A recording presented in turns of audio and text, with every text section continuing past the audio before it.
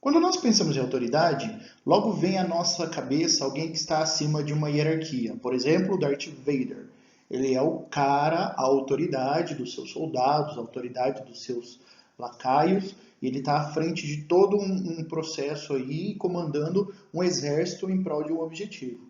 Assim como o Darth Vader, a gente pode pensar em autoridade como o presidente da República, um policial, um político, alguém que está num nível superior de hierarquia. No entanto, não é desse tipo de autoridade que se trata um argumento de autoridade.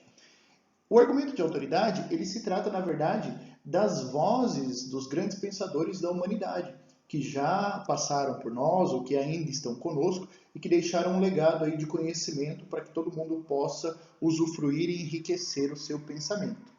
Na definição, argumento de autoridade é aquele em que citamos as ideias reconhecidas de um especialista para fundamentar e justificar o nosso raciocínio ou a nossa conclusão. Quando nós pensamos isso, nós temos que ter muito claro quem são esses especialistas e o que eles dizem. Será que as suas ideias concordam? Será que as suas ideias estão ali em consonância um com o outro ou são as ideias opostas?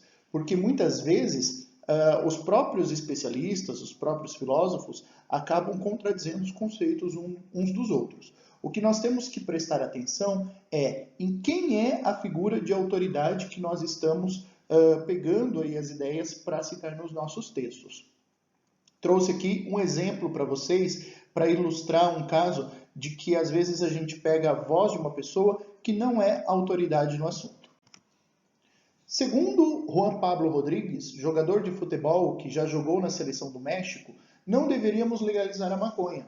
Ele afirma que não gostaria de utilizá-la. Não é bom, porque já existem muitos vícios. Legalizá-la seria como uma catástrofe para o país. Não deixa de ser uma droga, independentemente do uso.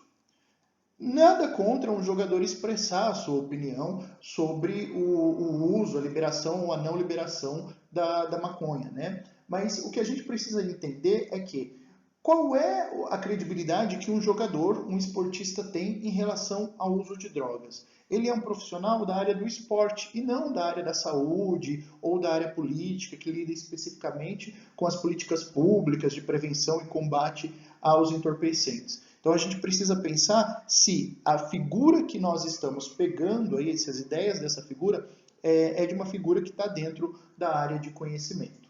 Tá? Trouxe também um exemplo, né, dois exemplos aqui para vocês observarem como é que a gente pode empregar o argumento de autoridade dentro do texto. Vamos lá. Em segundo lugar, isso é um outro texto, tá? Em segundo lugar, o ser humano perde a sua capacidade de escolha.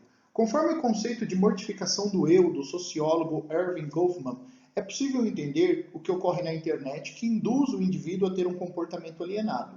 Tal preceito afirma que, por influência de fatores coercitivos, o cidadão perde seu pensamento individual e junta-se a uma massa coletiva. O que o autor fez aí? Ele está citando, né, o pensamento do sociólogo Erving Goffman e dizendo que existe uma massificação a partir do movimento da internet. Ora, um sociólogo, ele é uma pessoa que estuda a sociedade, o movimento da internet, o movimento da mídia, portanto, a sua voz, as suas teorias, elas têm uma certa coerência dentro dessa ideia aí de que as pessoas viram uma grande massa dentro da internet. Outro exemplo é este aqui. Primeiramente, vale ressaltar o efeito que a falta de informação possui na manipulação das pessoas. Consoante a teoria do hábitos, elaborada pelo sociólogo francês Pierre Bourdieu, a sociedade possui padrões que são impostos, naturalizados e, posteriormente, reproduzidos pelo indivíduo. Novamente, aí o autor se vale da voz de um outro sociólogo, né, um sociólogo francês, o Pierre Bourdieu, para falar da questão dos padrões que são colocados na sociedade. Então, novamente, como sendo um sociólogo, né, a voz aí do Pierre Bourdieu, ela está alicerçando todo o pensamento que a pessoa coloca dentro da sua argumentação.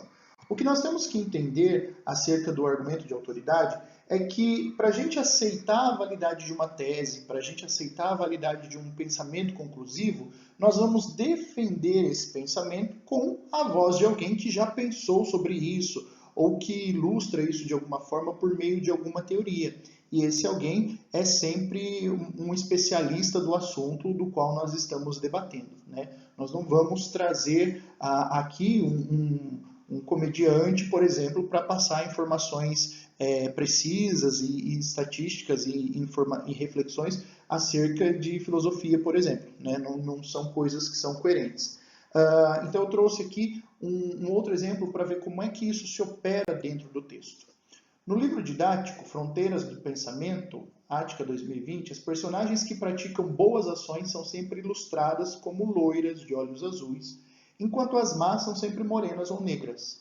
Podemos dizer que esse livro é racista, pois segundo o antropólogo Kabengele Munanga, do Museu de Antropologia da USP, ilustrações que associam traços positivos apenas a determinados tipos raciais são racistas. O que o autor está defendendo, né? Vamos tentar analisar aqui por partes o que está sendo dito nesse texto. No livro didático Fronteiras do Pensamento, as personagens praticam boas ações, são sempre ilustradas como loiras de olhos azuis, enquanto as más são morenas ou negras. Isso é um fato, né? A pessoa que escreveu o texto tirou isso da análise de um livro que ele leu. Então, isso são dados que são amplamente aí conhecidos ou podem ser conhecidos por parte do escritor. O que a gente faz com esses dados? A gente olha esses dados à luz do olhar do antropólogo para estabelecer uma tese. E qual é a tese que é defendida aqui? A tese de que este livro, né, esse livro aí, Fronteiras do Pensamento, é um livro racista. E aí vamos justificar por que esse livro é racista, por que esses dados aí, esses fatos que aparecem, podem ser entendidos como racistas. Porque a gente vai ter ali, né, a citação do argumento de autoridade, que é ali o Kabengele Munanga, que é um antropólogo, né, ele é um funcionário aí do Museu de Antropologia da USP, um antropólogo, funcionário do museu.